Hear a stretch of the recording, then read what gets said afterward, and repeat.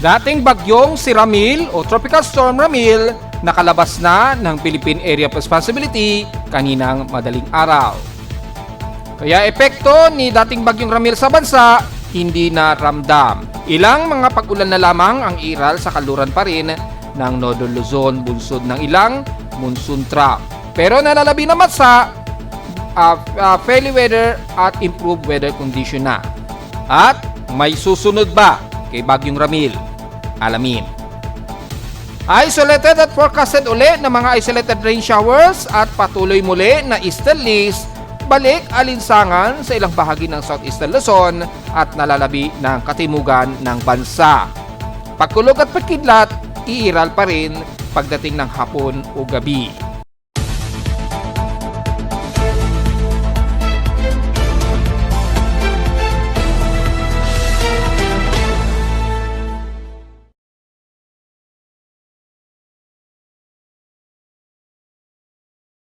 Hello, good morning mga folks. Welcome po muli sa ating Daily Weather Bulletin at Analysis para sa araw ng Lunes, October 20, 2025. Ang oras sa ating boss may maga, alas 10:49 na ng umaga.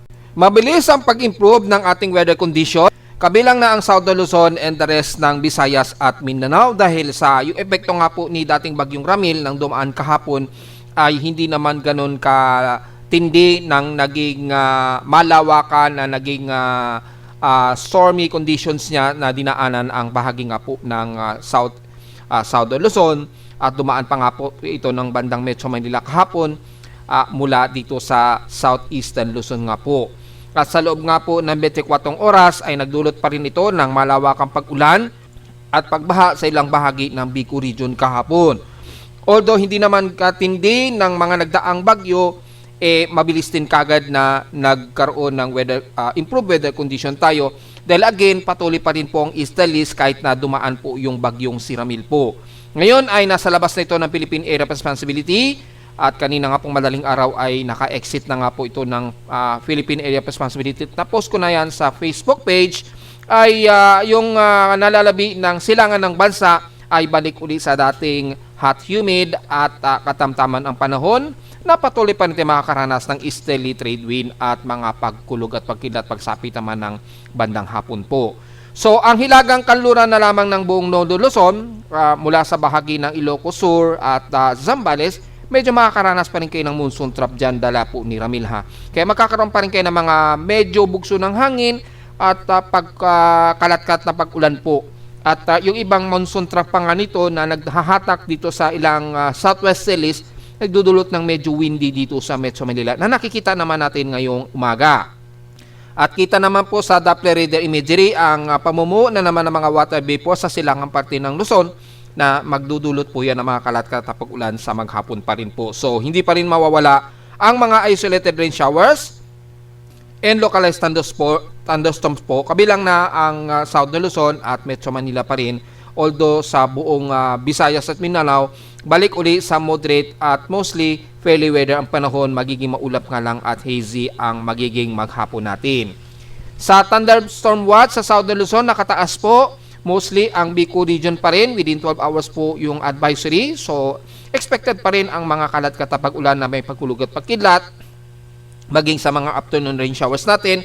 Kaya importante pa rin ang payong, lalo na't Lunes ngayon. Sa ating current conditions, overcast, gloomy haze at few clouds pa rin umiiral dito sa Metro Manila, lalo na sa amin sa Caloocan. Makikita sa live CCTV snapshots ay maaraw-araw na rin sa amin despite na haze ang paligid. Sa labas sa picture na itala na weather station, kininang madaling araw, 12:01 AM, pinakamababa na naitala sa amin, 26.3 degrees Celsius. Kahapon, highest na sa amin ang 26.4 degrees Celsius dahil nga po sa maghapon na maulan, dahil po sa presensya ni Ramil, kaya highest na sa amin na 26.4 degrees Celsius. Kahapon ito ng gabi, actually kagabi ng 11:19 PM ang naging pinaka highest air temperature. So sa maghapon po kahapon ay bumababa sa 25 degrees Celsius po. Ganyan po ang 27 to 26 degrees Celsius po. Ganun po ang pinaka mababa. Kaya kung titingnan natin yung yesterday low, pumalo po sa 23.8 degrees Celsius po. Ayan, yung pinaka lowest temperature kahapon po. So ngayong araw, ang lowest is 26.3 degrees Celsius po. Then highest kahapon, umabot ng 26.4. So dahil dumaan po nga ng Metro Manila itong si Ramil, kaya maghapon ay naging maulan tayo at mababa ang temperatura. Kaya isahan natin ang heat index sa amin kahapon ay naging pinakamababa ito. Kung titingnan dito, pinaka lowest 26.4 degrees Celsius. So ibig sabihin ay totally zero heat index kami kung maituturing dahil sa sobrang baba ng heat index. Pero kung ngayong araw, ang pagbabasehan natin ngayon, ang magiging heat index forecast, balik sa normal ulit, kaya palo sa 44.4 degrees Celsius kagad ang aming pinakamataas na heat index ngayong umaga as of 9:56 a.m. Expected lang sana ngayong araw 41 degrees Celsius. So ibig sabihin magiging maaraw at malinsangan kagad dito sa amin sa Caloocan. So wag masyadong magpapapuwis. At sa araw na 41 degrees Celsius, pinakamataas daw aabot ng 45 degrees Celsius ngayong alas 12 hanggang alauna daw yan ng maghapon. So, tingnan na lamang po natin kung aabot sa 45, pero just in case, mataas na po ang ating hot humid. Sa iba't ibang bahagi naman ng bansa, double check natin, well, dahil medyo gloomy pa ang kanlurang bahagi ng Nodo Luzon, double check natin sa may bandang Cagayan Valley, sa Tuguegarao, ay makikita mababa lamang o medyo mababa pa. So malamang gloomy po sila, kaya mababa ang heat index sa may bandang Tuguegarao. Double check natin sa Santiago kung mababa din. Well, medyo mataas ng konti pero manageable, 36 degrees Celsius at highest of 40 degrees Celsius lamang starting ngayong 12 hanggang alas 2 ng hapon. Dito naman sa may bandang Tarlac, yan, so medyo manageable din, 38 degrees Celsius, pinakamataas na 42 degrees Celsius mamayang alas 12 hanggang alauna ng hapon. At pagdating naman sa may bandang Batangas, expected heat index 41 degrees Celsius dito, medyo mas mainit na. Papalo ito hanggang 44 degrees Celsius starting ngayong 12 hanggang alas 2 ng hapon din. Maaraw at malinsangan na. At dito sa parte ng San Jose Occidental, Mindoro, tingnan din natin yung forecast, mataas na rin, 41 degrees Celsius at papalo ito ng hanggang 44 degrees Celsius ngayong 12 o'clock hanggang alas 2 ng hapon. So maaraw at mukhang magiging malinsangan na kayo dyan. Sa Puerto Princesa naman sa Palawan, well, medyo tumataas na rin, although manageable pa naman na 40 degrees Celsius extreme caution ng forecast, which is pinaka-highest na ninyo yan sa Palawan ngayong hanggang maghapon. Sa Visayas naman, sa Cebu area, well, maalinsangan na kayo dyan dahil moderate and fairly weather na kayo almost. 42 degrees Celsius po, papalo yan hanggang 45 degrees Celsius na napakagrabe ang alinsangan o init pandama din mamayang 12 hanggang alas 2 ng hapon. So, iwasan na lang natin masyado magbibilad. Importante ang payong at uminom ng maraming tubig dahil matindi na kagad ang alinsangan sa inyo. Sa Mindanao naman, double check natin, mataas pa rin o mataas na rin at 41 degrees Celsius at papalo na ito hanggang 43 degrees Celsius mamayang alas 12 ng tanghali. So napakamalinsangan na sa inyo dyan sa Mindanao at malamang kasama na rin ang Zamboanga Peninsula. Double check natin. Sa Zamboanga hindi. Mababa. 39 degrees Celsius lang which is pinakamataas sa inyo daw maghapon. So mukhang meron kayo mga southwesterlies sa pestrant wind flow dyan or mga surface trap kaya magiging mas maulap kayo at mga kalat-kalat na pag-ulan malamang kung bakit mababa ang heat index. Pero sa Davao Region mukhang mataas po dahil pumapalo sa 45 degrees Celsius. Delikado po yan sa buong Davao Region kaya iwasan magbibilad sa tinding sikat ng araw. Sa PA systems naman in past 24 hours, nangunguna ang Butuan sa may pinaka-hottest air temperature na 34.8 degrees Celsius. Sa lowest sa Baguio, balik sa stationary lamang na 17 degrees Celsius. At sa Inulan naman ang iba Zambales, grabe ang naging pag-ulan sa kanila dahil nga po kay Ramil, umabot ng 150 mm total rainfall. Ibig sabihin, pumasok po yung forecast natin na 30 to 60 mm ang expected accumulated rainfall lamang. Lumagpas man yan ng konti, at least nasa boundary pa rin ito ng pagiging moderate. Hindi naman sobrang tindi ng naging pag-ulan siguro dahil hindi naman pumalo sa mahigit 500 mm. So at least pumasok po yung forecast na 30 to 60 mm po. Kabilang na lalo na dito sa Metro Manila. Dahil inulan kami kahapon, 36.6 mm lamang which is pasok po sa naging forecast natin ng WRF na magkakaroon lang tayo ng inaasahang 30 to 70 mm ang expectancy ng total o accumulated rainfall po, which is pumasok naman sa actual natin kahapon dito sa amin sa weather station ko sa Caloocan. Ayun, pumasok sa 36.6 po. So, mukhang tama ang naging forecast po. So, in 7 days, 27.9 mm po tayo. So, total October rainfall, 201.3 mm na po. So, almost pasok na sa pinaka-October average na 256.9, 55.6 mm na lamang ang difference para sumakto sa October average. Pero mukhang considering na natin na pasok na yan sa October average rainfall. Outside humidity, 74%. So, balik, moderate tayo. Bumaba ito ng 7% since last hour. At ang ating atmospheric pressure, medyo thunderstormy tayo, 1,006 hectopascals. So, medyo mababa pa ng konti. Ramdam pa yung presensya ni Ramil. Mabagal ang pagbaba nito since last hour. Pa-low tide pa lamang po tayo, pero less than 1 meter siguro tayo nito. Pero double check natin sa ating sea level kung ano ang pinakamataas kanina, 0.8 lamang. So, mukhang mababa naman ang sea level natin ngayong maghapon. In 2 days po ay mukhang walang aabot. Sa Miyerkules po, aabot sa 1 meter po ang pinaka-sea level natin. So, hindi ganon ka taas ang dalawang araw natin na sea level due to high tide po. Pero mas mababa na po yan dahil pa-low tide na po tayo na may mahigit 3 hours na lamang po. Mahigit 4 hours pa po para mag-low tide po tayo. So, yung alon sa Northern Luzon ay mataas pa rin po ang pag-alon yan, lalo na sa kanluran.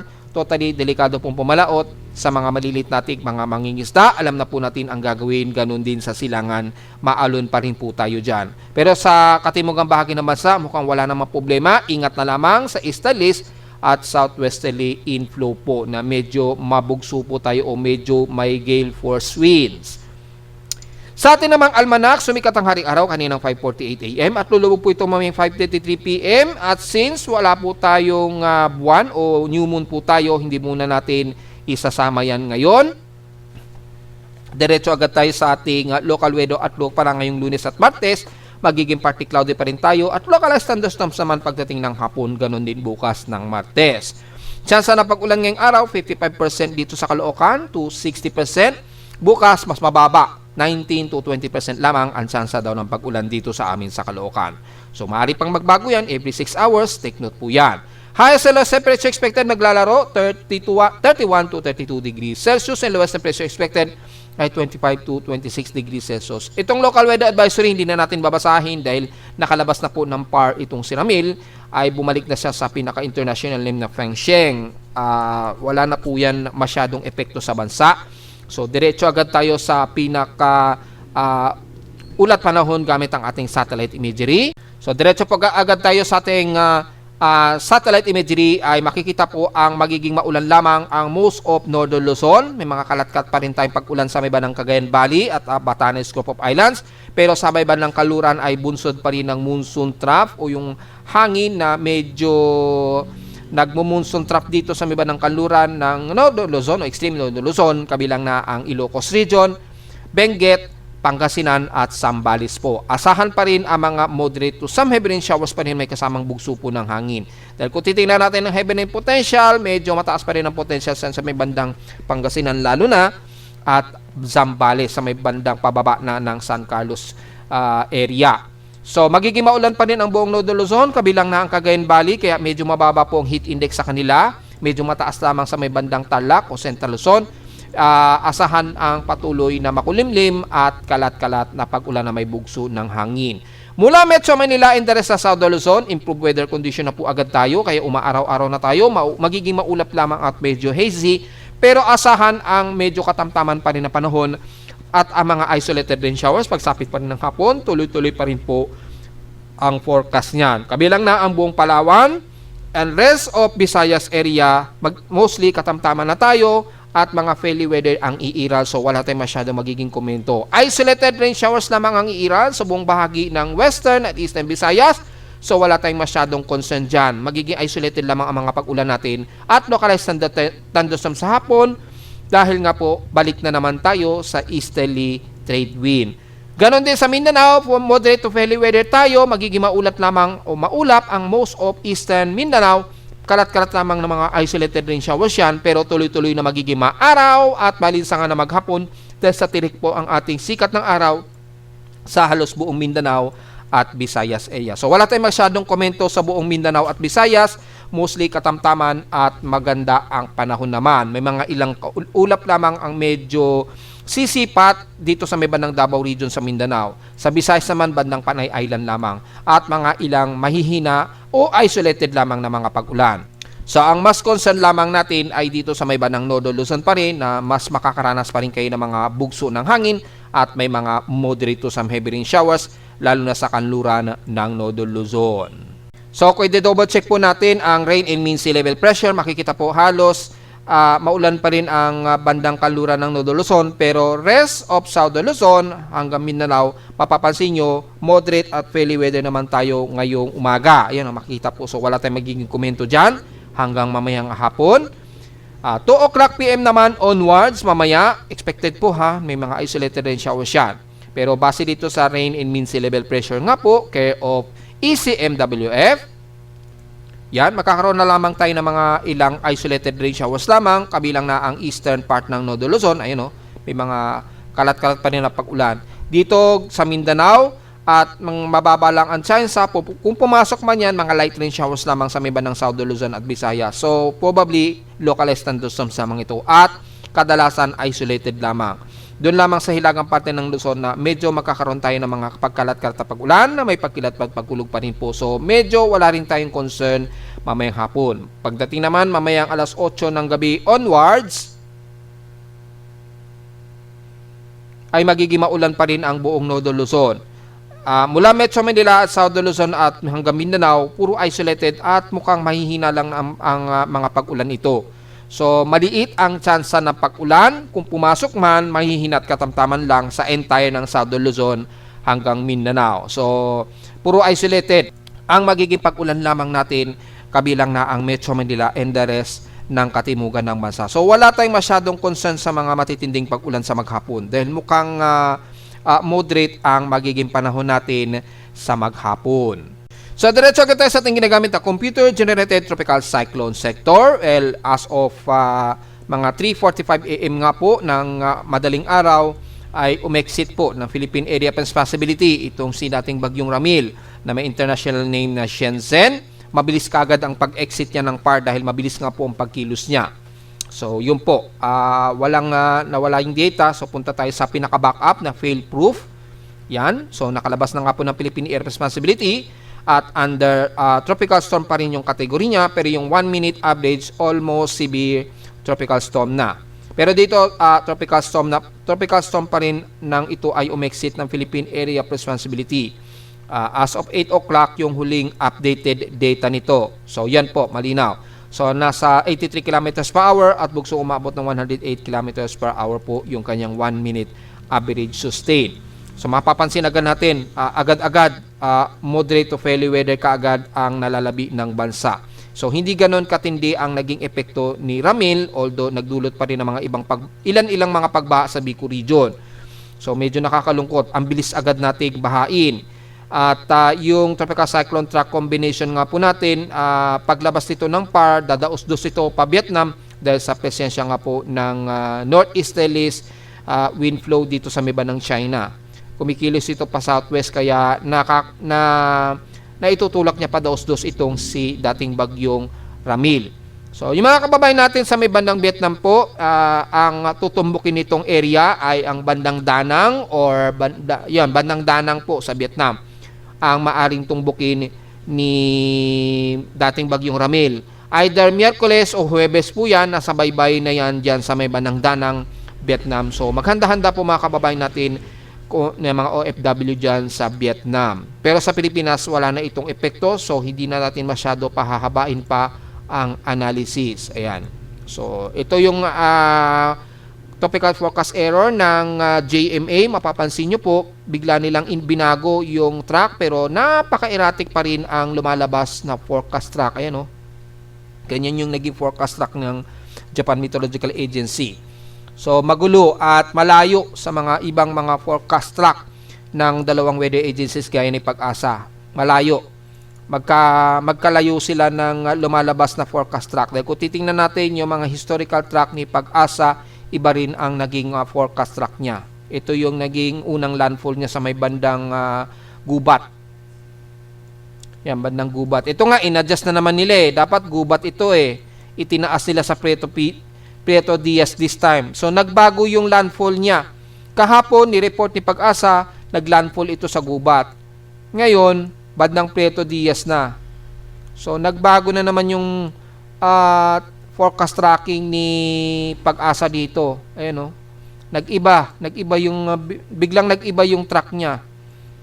Yan. And then, Mauban, Quezon. Tama ito. Kapareho ng mga ibang natin. And then, tumawid dito ng Laguna de Bay. And then, tumawid ng Pasay City.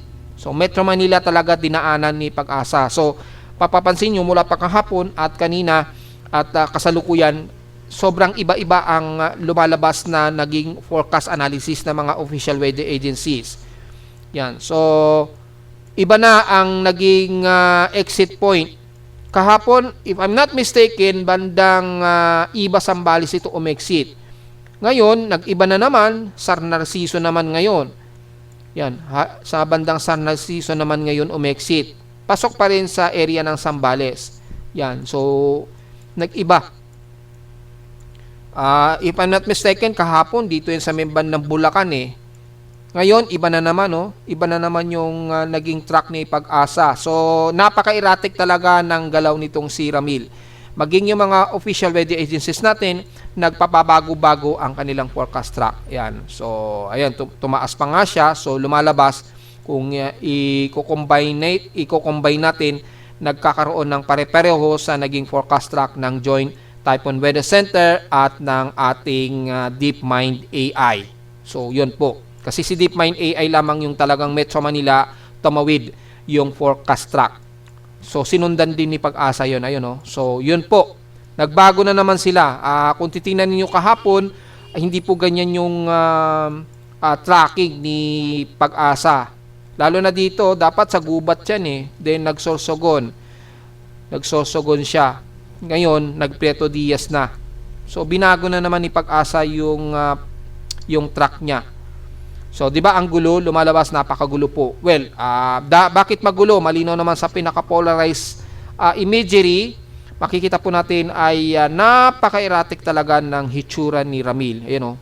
Wala siyang outer center wall, wala siyang inner wall. Yung pinaka-outer center wall, wala rin. Napaka-disorganized at very scattered po. Kaya kung titingnan ninyo dito sa pinaka-polarization, hindi natin malaman alin talaga yung sentro dyan. Ano, hanggang sa nakatawid na ito ng Southern Luzon. Kung makikita niyo yung mas inulan po ang parte ng Bicol Region, Masbate, Mindoro, yan, Coron, Palawan, ang mas inulan po. Yun yung concentration ng ulan dito. Ayan, Marinduque, inulan ng husto yan. Kaya nagkaroon ng mga pagbaha sa parte ng Bicol Region at ilang bahagi po ng Eastern Visayas. And then hanggang sa umexit ito, kung mapapansin niyo, banda rito umexit yung sentro niya, bandang Bataan, which is yun yung huli nating report kahapon sa Facebook page. Ayun, so mapapansin niyo mga folks, hanggang sa lumabas ito ng West Philippine Sea, hindi malaman yung pinaka-center eye wall. So dito pa lang, makikita pa lang natin, malinaw na napaka-erratic ng naging track nitong si Ramil. Napakagulo talaga, kaya kung titingnan niyo sa mga iba't ibang mga weather vlogger, sasabihin din nila sa iyo na naging very erratic talaga ang naging forecast ni Ramil. So, may mga nagsasabi kay accurate man ko hindi, importante is nakatawid na po. Yun naman ang importante doon kahit na hindi naman maging accurate o never naman 100% accurate yung mga forecast, ang mahalaga, maa-aware pa rin tayo na kung bakit naging error-errors yung naging forecast track ng isang bagyo o hindi. But at least aware pa rin po tayo para ang mga kababayan natin hindi magtataka na bakit iba-iba ang mga forecast ng mga official weather agency natin kumpara sa mga iba-ibang mga weather agencies abroad. So at least kahit na hindi naging accurate ang lahat ng forecast maging sa mga official weather agencies, maging aware pa rin tayo dahil mapapansin naman natin yung behavior ng bagyo ay magulo talaga siya. Ayan, napakagulo at wala man lang center eye wall. Ayun, kung mapapansin natin parang surface trap lamang siya. Nung umexit ito ng kalupaan dito sa may bandang Zambales or bandang Bataan, dito pa lamang nagkaroon siya ng center eye wall. Diyan pa lamang siya nagkaroon ng eye wall. Pero nung tumatawid ito ng Southern Luzon kasama ng Eastern Visayas, halos wala. Hindi natin ma-identify. Kaya yung maging mga meteorologists nahirapan talaga diyan. Medyo dinugo talaga sila diyan. Kaya pabago-bago at hindi pare-pareho ang lumalabas ng kanilang forecast. Maging yung AI mismo ng DeepMind nahirapan din i-compute yung sentro niya. Nahirapan siya, nagpabago-bago rin yung kanyang forecast. Take note, ang DeepMind AI is computer ang nagko-compute hindi tao. Isa siyang artificial intelligence. Ultimo artificial intelligence na yan, nahirapan pa i-pinpoint yung mismong sentro ng track nitong si Bagyong Remil. Nahirapan din ang AI. Kung mapansin nyo po sa mga post ko kahapon, nagpaiba-iba rin ang forecast track ni Ramil base kay DeepMind AI. So, maging ang artificial intelligence ay nahirapan din i-compute yung accuracy ng forecast track. Dahil kitang-kita naman po sa polarization na magulo talaga ang naging sirkulasyon ni Ramil. So, karamihan, kung natatandaan nyo sa mga nakaraang mga bagyo, kapag ka dumadaan ng bandang Bicol region, usually kapag ang bagyo dumadaan dito sa area na yan paganyan, napakataas po ng erratic condition ng isang bagyo. Unless nasa super typhoon ito o typhoon category dahil dyan ay kitang-kita po yung mata. Pero pag pang tropical storm lang or pa-severe tropical storm, mostly very erratic ang nagiging condition ng isang bagyo or mahirap makompute ng mga meteorologists o mahirap mapinpoint ng mga geostationary satellites. Napapansin ko po palagi yan kapag may mga dumadaang bagyo dito, Pabico region hanggang e-exit ito ng bandang kanluran ng Luzon. Madalas mataas ang errors ng data o mataas yung pagiging erratic ng isang bagyo kapag kaganyan ang nagiging track niya. Hindi kagaya ng pagka dito dadaan sa dagat, mostly mas pulido na nakikita yung pinaka-point ng isang bagyo.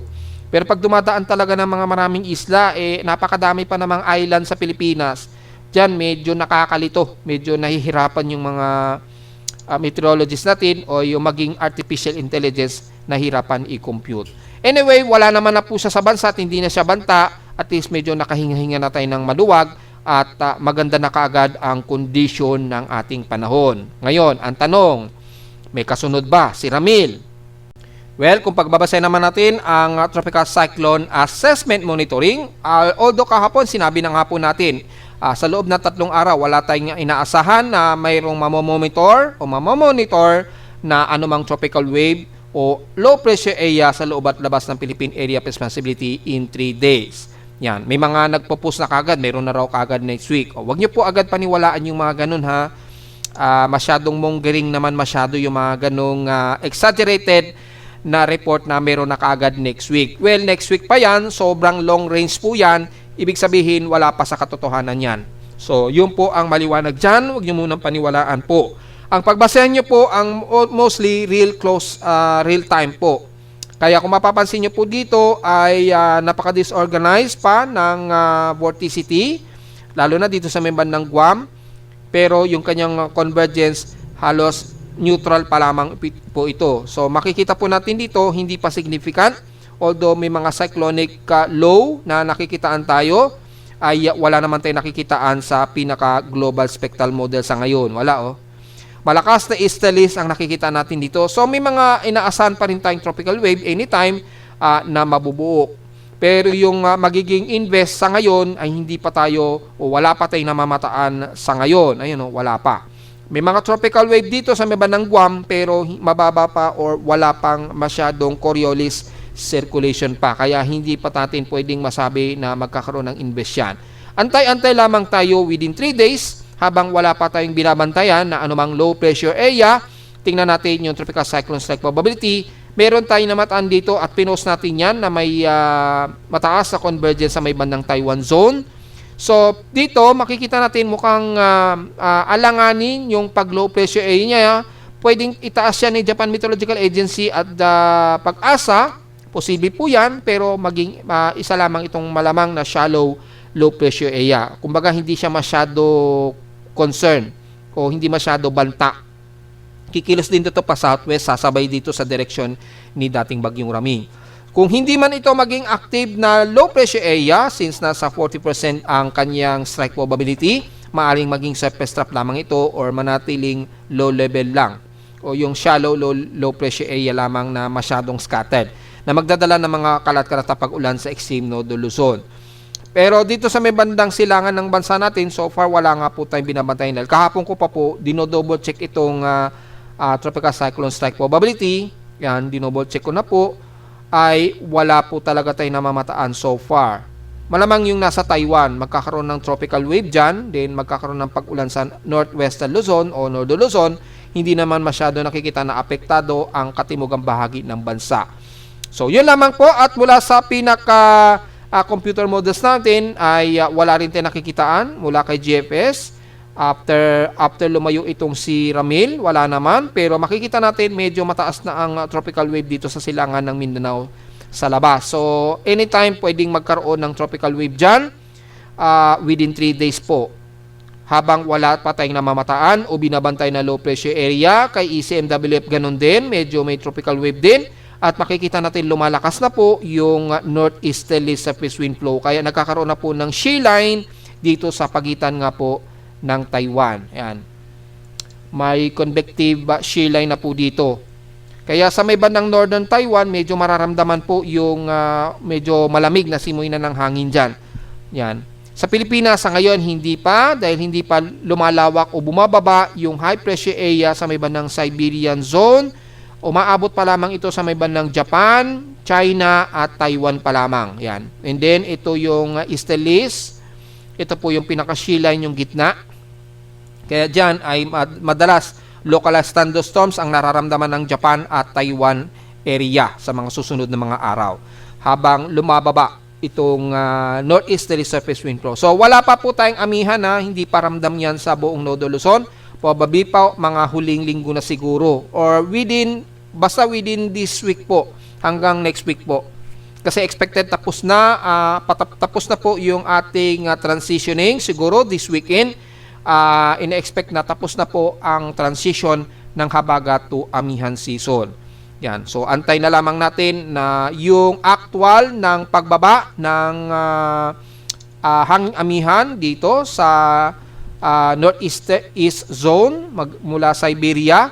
Pag yan ay tuloy na itong bumaba sa Taiwan, mararamdaman na natin yan dyan sa extreme Northern Luzon. Malamang doon pa lamang siguro i-declare ni Pag-asa nga na amihan season na tayo. Pero hanggat wala pa ay aantay na lamang po natin kung kailan na eksakto niyan. Inoobserbahan na lamang ni Pag-asa ang pagbaba ng high pressure area. Kasi yung shear line, maliwanag na sa may bandang Taiwan pa lamang po yung pinaka-shear line niya. Ayan o. So dito pa lamang sa may bandang China ang ramdam ang hanging amihan. Hindi pa sa parte ng Northern Luzon. Ayan o. Aging kay NABGEM ay tropical wave lang din. At medyo may low pressure area nga po dito sa may bandang Taiwan, which is pinost na natin yan kahapon, yung convergence. So maaring maging shallow trough lamang yan kung hindi man itaas bilang invest ng ating tropical cyclone sector. Magdadala pa rin yan ng pag-ulan sa Northern Luzon, so be ready pa rin mga folks.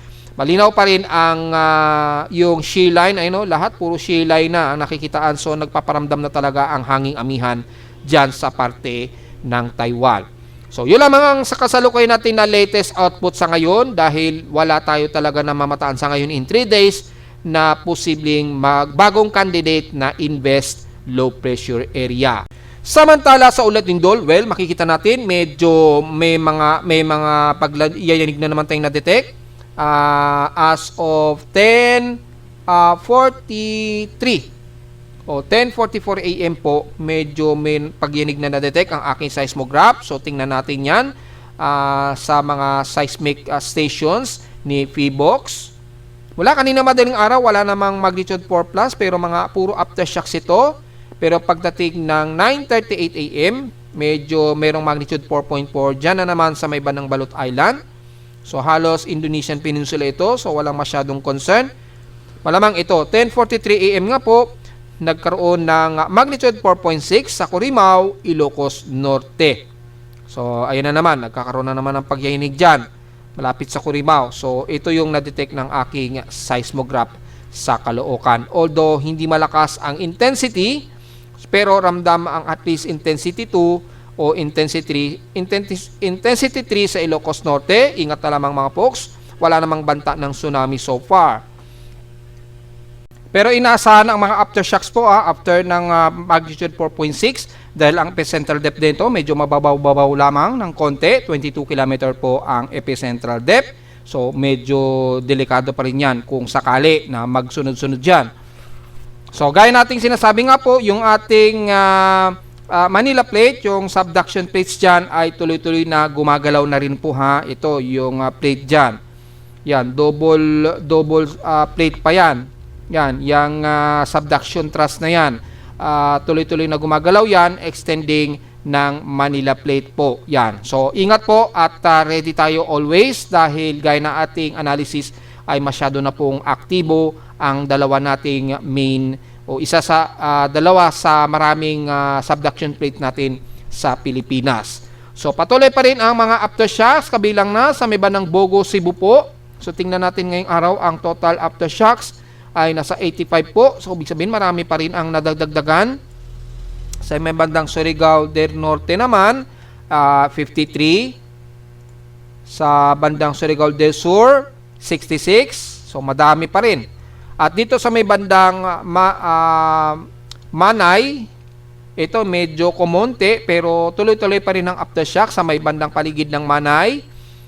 Ayan, Davao Oriental. So, 42 po. Pero kung isasama na natin ang kabilang na ang buong entire ng Davao Oriental, ay 47 po ang tuloy-tuloy na mga pagyayinig. So, tuloy-tuloy pa rin ang mga aftershocks.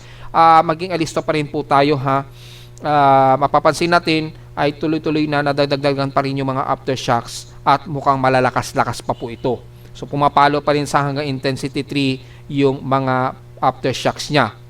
So, ingat po tayo at mula sa ating historical earthquake data, kung ilan na po yung total earthquake natin for the month of October.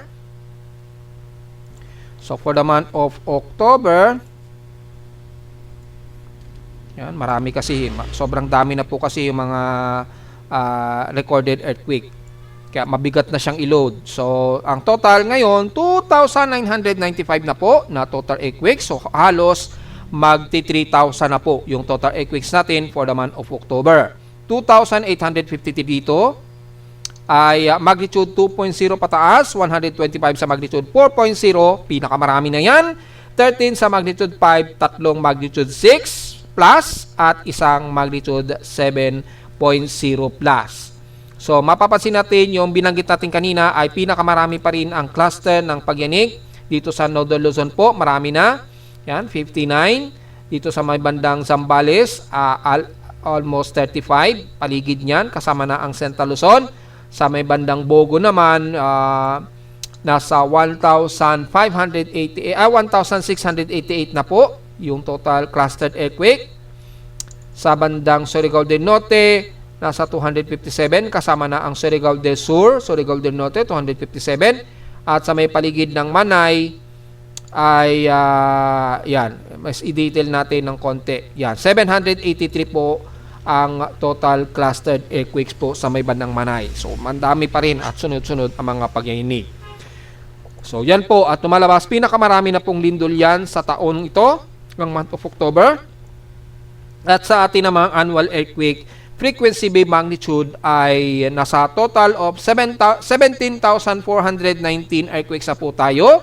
So, halos abutin na niya ang total earthquake last year. So, nakakabahala po ito dahil lumalabas po talaga habang lumilipas ang taon, mas dumadami ng dumadami yung bilang ng lindol natin sa Pilipinas kapag nagkataon po. Yan. So, from 18,149, ilan na lamang ang ilan na lamang yan, since October pa lamang po tayo, so ine-expect natin talaga malalagpasan niya ng total earthquakes last year po. So lalo po tayo dapat mag-iingat mga folks dahil lumalabas naman sa actual data habang lumilipas ang bawat taon, starting ng 2022 ay nadadagdagan ang dami ng lindol natin sa Pilipinas. Maliwanag lamang po dito na mukhang mas gumagalaw na po yung bansa natin, yung mga subduction plates natin, at mas dumadami na po yung mga aktibong mga pagyayinig.